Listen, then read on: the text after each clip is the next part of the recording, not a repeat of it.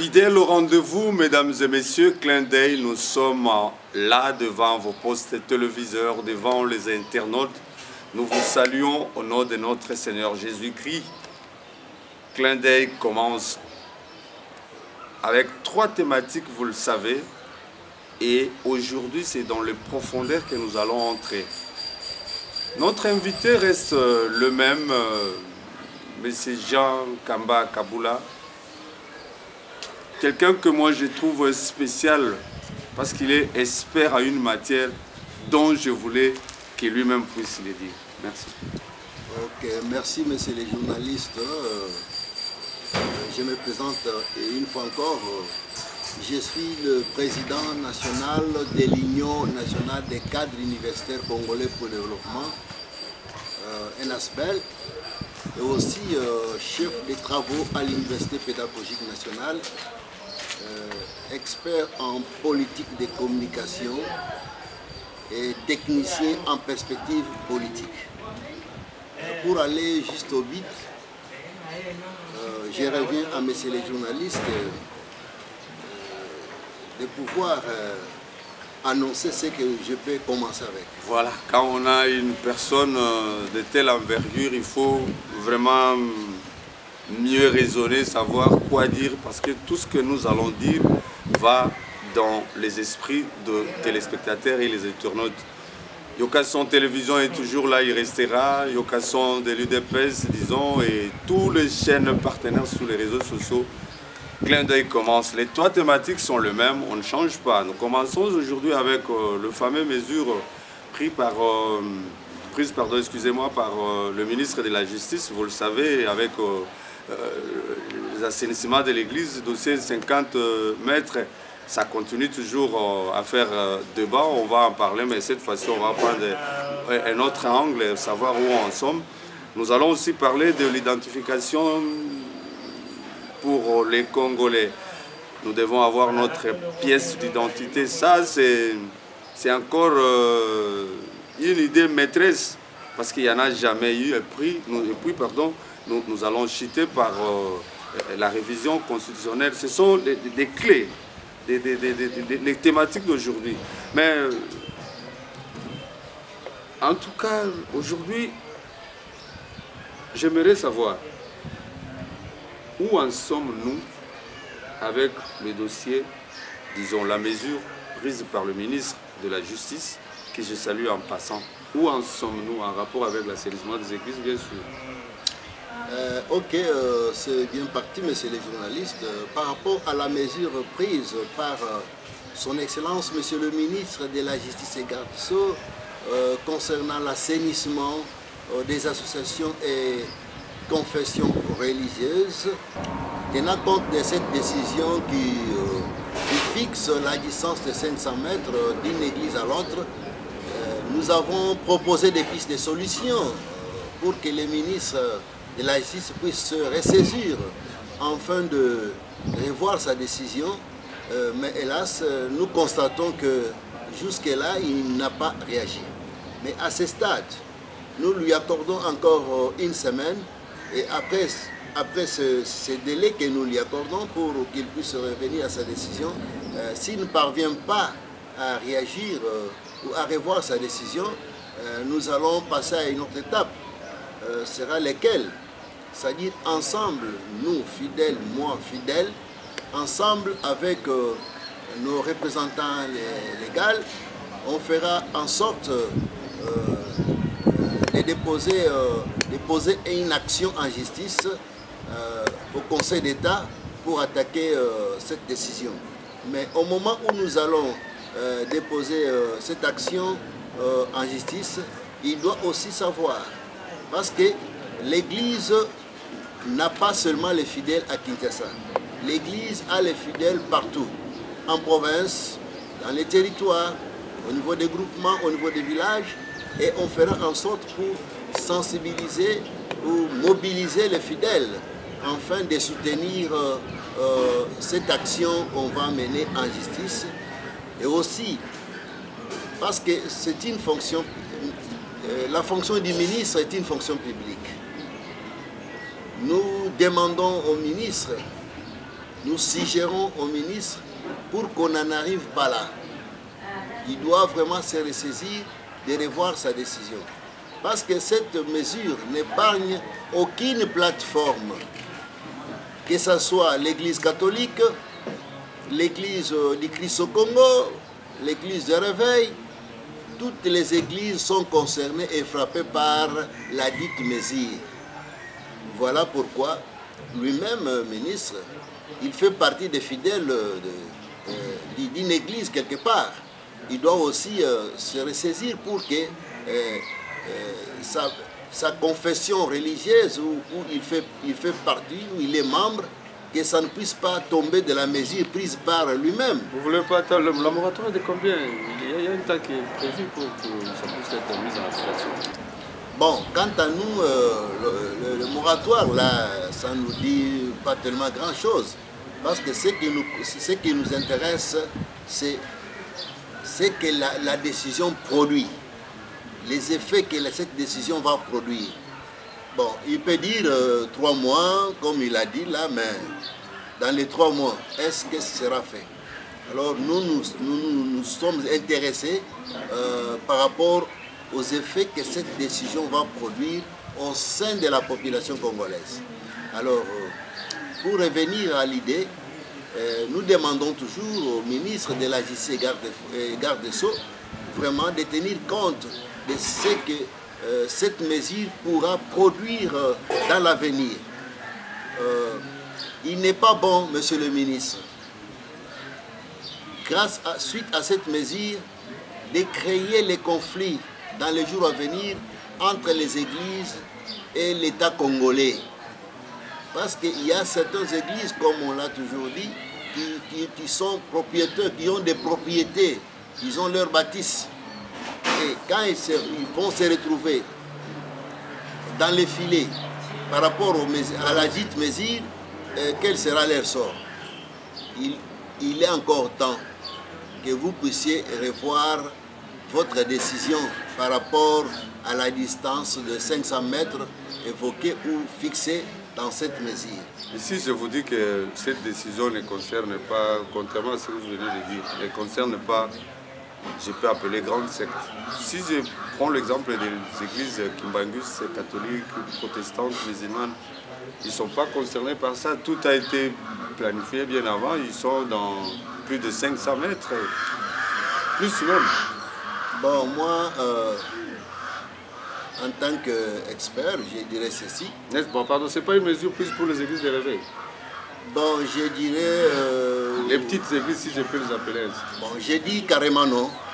C'est pour toutes les églises. Pourquoi?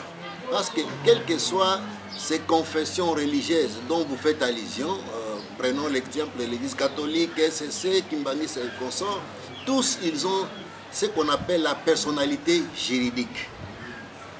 Alors, à ce jour, il n'y a aucune confession religieuse qui détient un autre document en dehors de la personnalité juridique. C'est-à-dire qu'ils ont le même document, ils ont le même arrêté. Alors, comme ils détiennent le même document et ils ont les mêmes obligations, voilà pourquoi nous disons que cette mesure est prise pour l'ensemble des confessions religieuses. Et si par exemple dans la mesure où certains responsables des confessions religieuses qui prétendent penser que non, la mesure, nous sommes épargnés ou nous serons épargnés, mais je m'inscris en faux, j'ai dit non.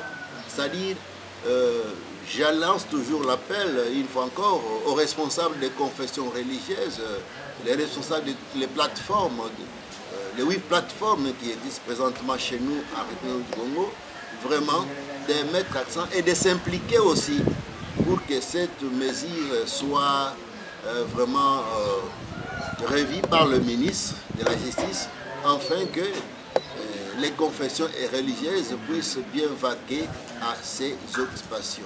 On est tous chrétiens, nous le savons. Et si je vous disais qu'il y a ces églises qui ne sont pas connues au niveau de l'État et que cette mesure est prise par eux, est-ce que vous êtes sûr que toutes les églises officiellement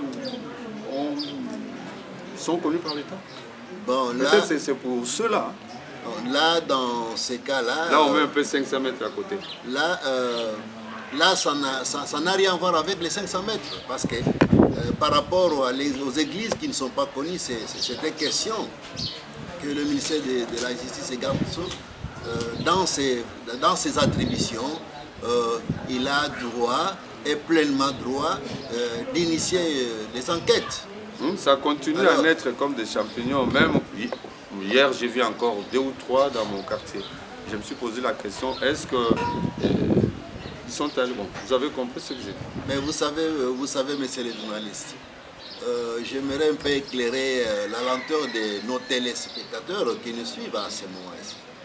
Parce que toutes ces églises-là, même ceux qui viennent de naître, mais c'est toujours le ministre de la Justice qui accorde la personnalité juridique. Parce que là, selon notre constitution, dans la République démocratique du Congo, c'est un pays laïque. Nous n'avons pas, il n'est pas dit qu'ici en RDC, il doit y avoir seulement une religion. Non, mais la Constitution ordonne, donne la possibilité à toute personne qui se sent capable de créer une église, de créer, mais à moins qu'il doit respecter les normes fixées par l'État congolais. Voilà pourquoi quand quelqu'un ou un pasteur qui veut créer une église, bon, il s'arrange pour avoir la personnalité juridique. Et je crois que c'est ça le cas. Alors, monsieur le ministre, s'agissant des contrôles par rapport aux églises qui ne sont pas connues, qui ne sont pas reconnues par l'État, alors là, nous vous félicitons et nous sommes là pour vous appuyer, mais à ce qui concerne la distance de 500 mètres fixée, nous disons non et non, veuillez revoir votre décision. Bien compris, deuxième thématique, identification de la population congolaise. Là, un fameux problème dont il faudrait que cela se passe parce que moi personnellement j'attends ma carte d'identité en tant que Congolais. La carte de lecteur n'est pas une carte d'identité. L'initiative est vraiment bonne et l'ONU, vous savez, s'en charge. Y a-t-il des points forts et des points faibles de la population par rapport à ça? De l'identification de la population? Oui, mais aujourd'hui, j'aimerais parler d'abord des points forts. Partant de cet aspect, grâce à l'identification de la population, permet au gouvernement d'avoir les données démographiques fiables nécessaires pouvant permettre à la prise de bonnes décisions, dans tant bien des domaines, secteur sécurité nationale, santé, transport, infrastructure, emploi, alimentation et consorts. Pourquoi? Parce qu'une fois que l'État congolais aura ce qu'on appelle le fichier général de la population, là, l'État, les gouvernants sauront que, par exemple, prenons le cas du district de Funa, là, l'État, les gouvernants auront la possibilité de connaître le nombre de la population qui habite Funa. Et si l'État veut, par exemple, faire quelque chose dans un secteur, prenons le cas du secteur de la santé, grâce à ces données-là, ça permettra à l'État congolais, aux gouvernants, de connaître qu'est-ce qu'il faut faire et comment le faire. Prenons aussi l'exemple du district de Tchangou, le district le plus peuplé de la province de Kinshasa, avec le phénomène de difficulté de transport. S'il y a ces difficultés, c'est parce que l'État congolais n'a pas les données fiables de la population qui vit à Tchangou. L'État n'est pas en mesure de mettre une politique fiable, étant donné que présentement l'État n'a pas les données démographiques. Et aussi, grâce à l'identification, les gouvernements congolais, que je félicite tous les animateurs et les membres du gouvernement en place, parce qu'ils ont pensé à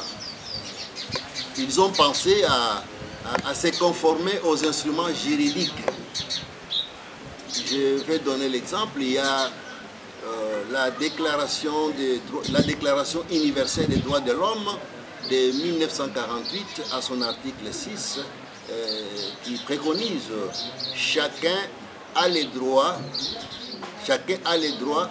de la reconnaissance en tout lieu de sa personnalité juridique. Ça prend énormément de temps, l'application, ça prend énormément de temps. Ça peut encore prendre une décennie. Il y a eu blocage quelque part ou quoi? Non, mais nous ne tenons pas seulement du temps, parce que ce qui nous intéresse, ce n'est pas le commencement, plutôt la fin. C'est la fin de la chose, c'est la fin qui suit les moyens. Alors, parlant de l'identification de la population, même en rapport avec notre constitution, c'est dans l'article 50, alinéa 1er de la constitution, qui impose à l'État la protection des droits et des intérêts des Congolais, ce qui se trouve tant à l'intérieur qu'à l'extérieur du territoire national. Alors, comme vous le savez, c'est tout à fait normal que ça prendra du temps, mais ce qui nous intéresse, c'est que le gouvernement, via l'Office national d'identification de la population, actuellement géré par le directeur général, à la personne de M. Richard Ilunga, que nous saluons en passant, nous voulons à ce qu'il puisse nous rendre un bon service. C'est-à-dire quoi? Tout Congolais doit entrer en possession de sa carte d'identité nationale. C'est juste pour répondre aux critères, pour répondre à ce qui est proclamé dans la Constitution conformément à l'article que je viens d'évoquer, l'article 50, alinéa 1er. Il est bien fondé d'avoir une carte d'identité. Bon, par rapport à cela, même les téléspectateurs qui nous suivent, vous savez, nous sommes le seul pays au monde dont la population n'a pas une pièce d'identité. Une question me vient à la tête avant que je s'il vous plaît. Le passeport, c'est plus important qu'une carte d'identité? Oh, mais j'ai dit non. La carte d'identité reste seule pièce importante. Parce que au travers de la carte d'identité, il y a même un décret loi qui a été prise par son Excellence Monsieur le Premier ministre sortant, à la personne de Sama Lukonde Jean-Michel, qui a pris Quand vous avez la carte d'identité nationale, ça fixe aussi la personnalité de la personne et ça fixe aussi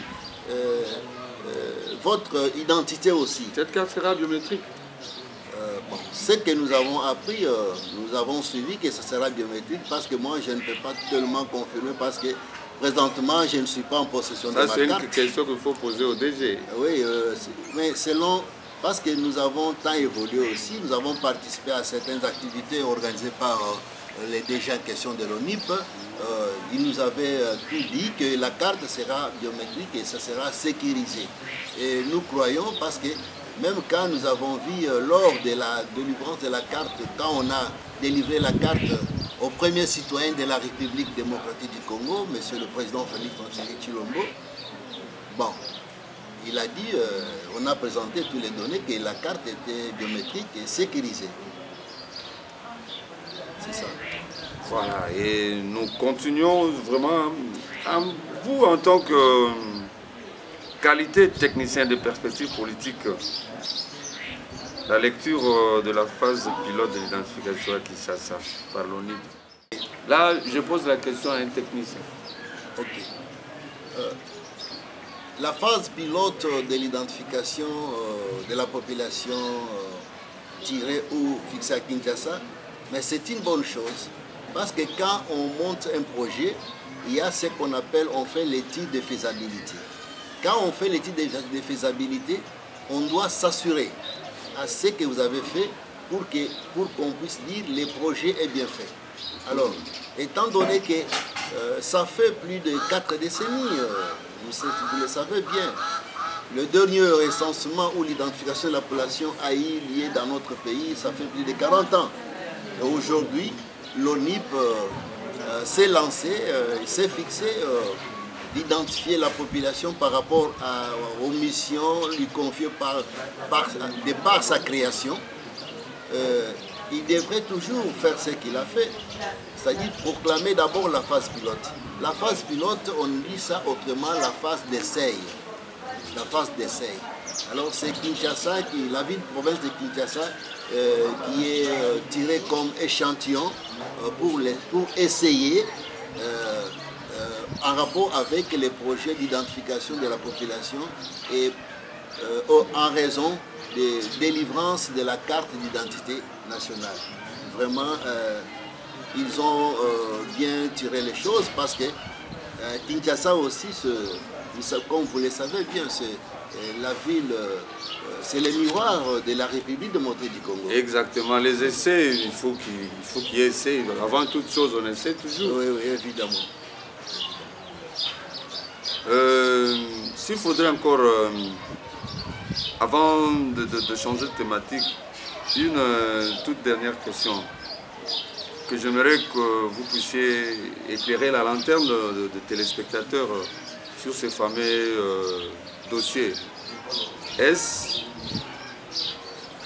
l'État congolais, d'après ce qui a été promis, parce que les autorités en ont, hein, plusieurs cadres, disons, les autorités en ont, nous n'avons pas.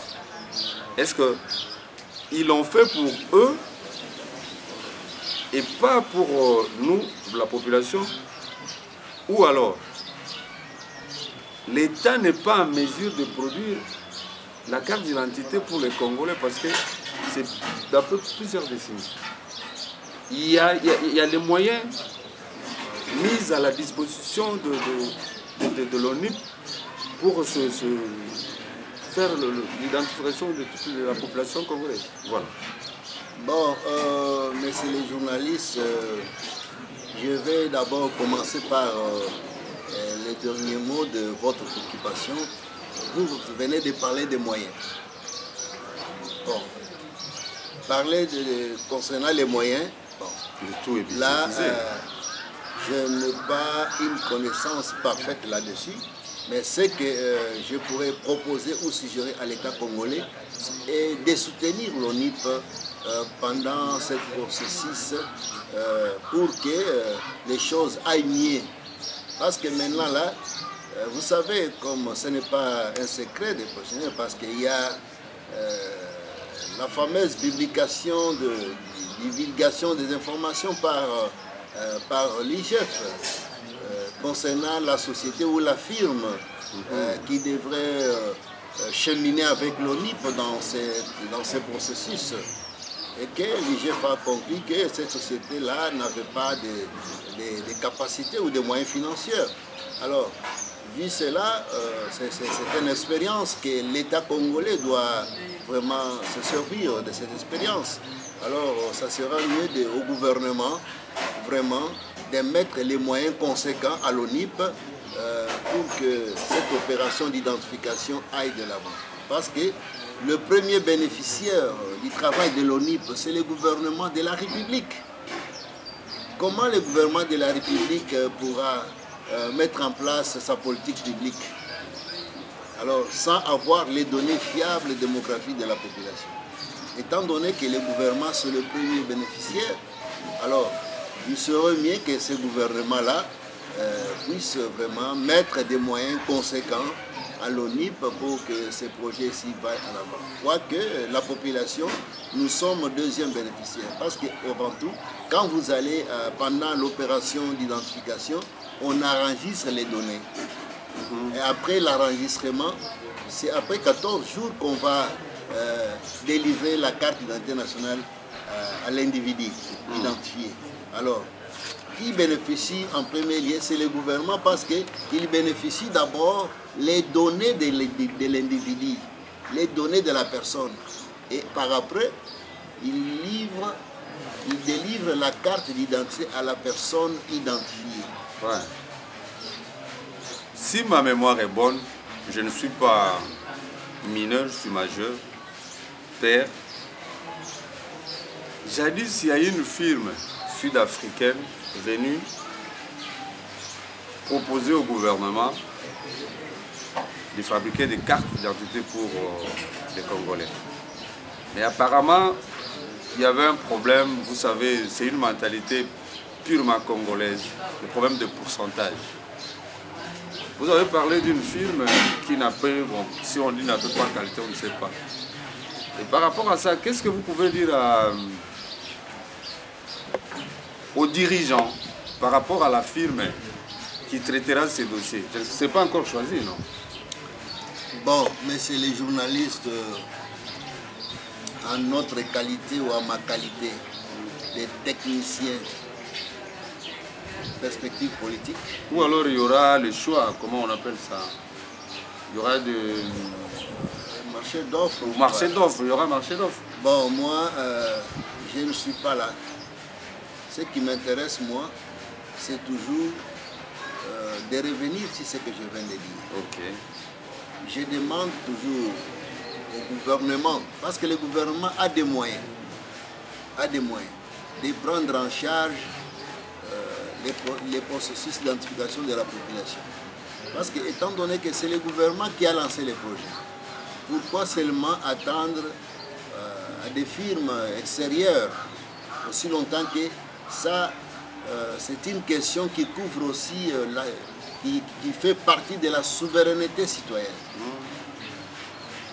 Or, la protection de la souveraineté, ça fait partie des obligations égaliennes de tout gouvernement. Et je félicite le président de la République, surtout quand il a demandé un rapport sans complaisance. C'est là où j'ai cru que vraiment il a trouvé l'utilité vraiment de protéger ou de voir mettre en place pour sécuriser, protéger la protection, disons, protéger la souveraineté citoyenne congolaise. Il y a ceux qui peuvent nous différencier entre nous, de la République du Congo, et les Congos en face. C'est juste la carte d'identité. Voilà, parce que Congo. Quand on se retrouve, nous pouvons se retrouver quelque part. On est en masse et on veut... On est tous Congolais. On est tous Congolais et on veut voir, on veut savoir plutôt, allez-je dire, vous êtes de quelle nationalité? Oh, je suis de la nationalité congolaise. Mais prouvez-nous, avez-vous la pièce d'identité? Oh, j'ai dit non. Je suis de Congo-Kinshasa. Je suis de Congo-Kinshasa, je n'ai pas une pièce d'identité. Oh.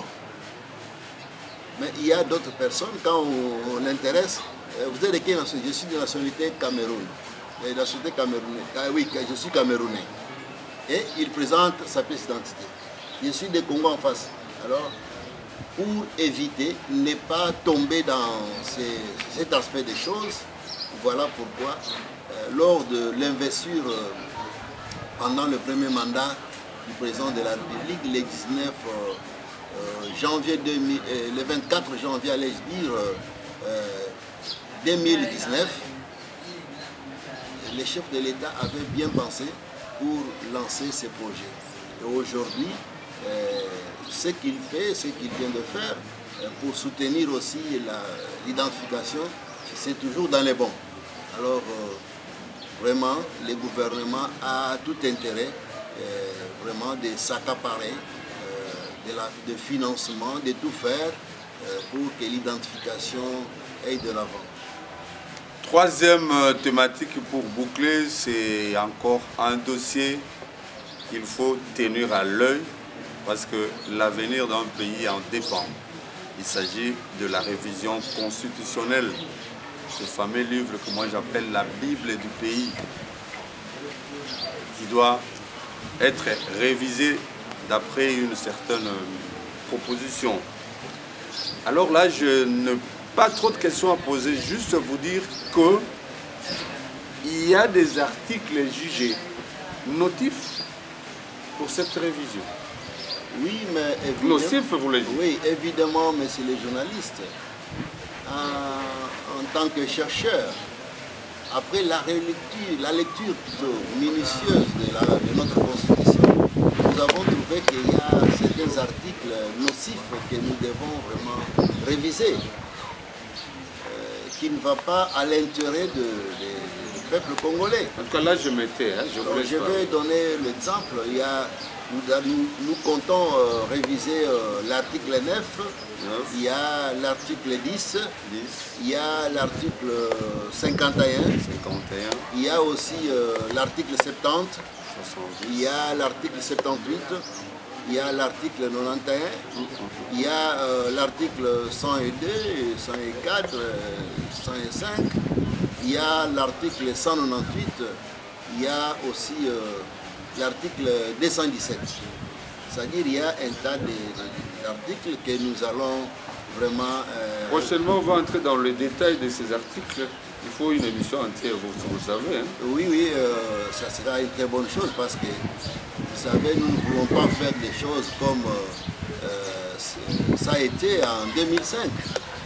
En 2005, quand on a changé la Constitution, par les belligérants, seigneurs de guerre et certains membres des partis politiques optés sur base de l'accord de Sun City, Parlement de transition, on nous avait soumis une constitution sans pour autant vraiment éclairer ce qu'il fallait et ce qu'ils ont fait. Alors, quant à nous, étant la crème universelle congolaise, nous préférons et nous allons mettre en place à la portée de la population tous ces articles pour que les gens savent, la population puisse prendre connaissance. Et voilà pourquoi je dirais que ça va nécessiter même une ou des émissions pour expliquer, donner la matière sur les articles et le pourquoi. Et aussi pourquoi. Et puis j'ai aussi une préoccupation que j'aimerais éclairer. Laquelle? Je reviens toujours sur la définition de la loi constitutionnelle ou la Constitution. La Constitution, il y a certaines personnes qui la définissent comme la loi fondamentale du pays et aussi comme une carte de visite d'un pays. Et moi, j'ai toujours défini la Constitution comme l'expression des souverains primaires. C'est-à-dire... l'expression de souverain primaire, oui, qui est le peuple. Le peuple. La manière de parler du peuple. Oui, c'est-à-dire quoi? C'est-à-dire que ce que le peuple veut pour que son pays doit fonctionner de telle manière,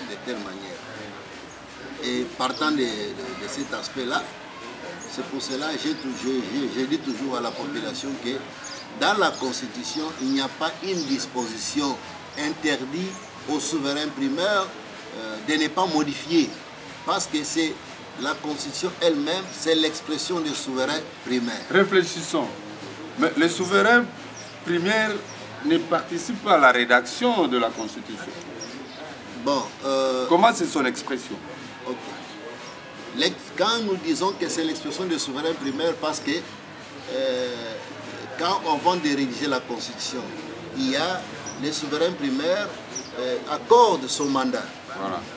Accordent son mandat aux représentants qu'on appelle communément les députés nationaux. Voilà. Et ce sont ces représentants-là qui ont toujours l'habilité de faire cet exercice-là.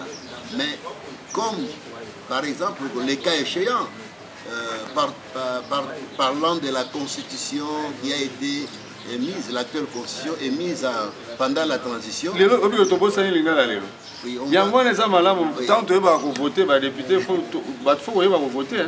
Oui, oui, Yangwana na lobby, il faut population toyeba lolenge nini ya voter ba député na biso parce que bangonde bakosa la biso mibeku oyo ezokamba mboka. Par rapport ya oyo tozolobela makambo matali mobeko litunzi ou appellement constitution, boyebi ke ba député oyo basalaka mibeko oyo bakomaka constitution wana. Na constitution oyo tozali kosalela na moya lelo. Ezalaki ya kokoma na badepute ya transition. Badepute wana bazalaki na mandat ya peuple te, ya biso te. To votaki bango te, bautaki obele na ba parti politique na accord ya Sun City, ba belgera batomboki oyo bayaki après bitumba. Maintenant pour le moment, tozali na posa na capacité ya osala libeko ya biso yango tomoni oyo ezali na kati ya malamu te, tozali to proposer ko bongisa quelques articles automatiques ezali malamu te. Alors, les messages, à la prochaine occasion, émission Moussousou, Tokolimbola par rapport à l'article Oyo, Tozali, Monique Ezali Malamute, Tokopesa article Moko na Moko, pour Pesa Baemboka, explication ou bien matière Oyo Ezali Sengeli, Baeba par rapport à la révision constitutionnelle. Vu l'importance de la matière, fidèles téléspectateurs, nous serons toujours avec M. Jean. Il a suffisamment de la matière. Par là, nous citons et nous vous remercions. Vous étiez très très nombreux à nous suivre. Quand nous consultons le compte Facebook, quand nous regardons Yokason Télévision, quand nous regardons Yokason de l'UDPS, vous êtes très nombreux. Continuez à l'être, continuez à nous écrire. Le numéro est affiché. Nous nous retrouvons au prochain numéro très bientôt. Même fréquence, même chaîne. Que Dieu garde tout le monde. Merci.